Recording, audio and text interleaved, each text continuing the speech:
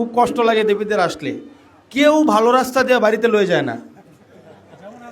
এটা মানে কোনো এক কারণে, অদ্ভুত কারণে কোনো ভালো রাস্তা দিয়ে লয়ে যায় না। আর দ্বিতীয়ত হচ্ছে কেউ বাড়িতে গাড়ি নিয়ে যায় না, অনেক রাস্তা হাঁটায় বাড়িতে লয়ে যায়। তো এটার রিজনটা বুঝি যে আসলে রাস্তাটা দেখায়। তা আমার কথা হচ্ছে ভাই, আমি হাঁটলেও যে আর রাস্তা থাকবে, না হাঁটলে তো তাই থাকবে, আমারও কষ্ট দিয়ে লাভ আছে বলেন। তো তবে বুঝতে পারি যে মানুষের সংবেদনশীলতার জায়গাটা।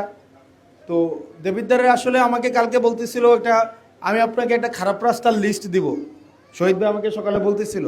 তাই আমি বললাম যে একটা কাজ করেন, ওই ইউনিয়নের একটা ভালো রাস্তার লিস্ট বানান তো। একটা দেবিদ্বারের এমন কোনো ইউনিয়ন নাই যে ইউনিয়নের আপনি একটা ভালো রাস্তার লিস্ট বানাইতে পারবেন, হাতে গোনা 3-4টা ছাড়া।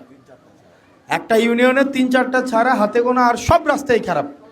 সুতরাং লিস্ট বানানোর আর দরকার, খারাপ রাস্তার লিস্ট বানানোর দরকার পড়ে না।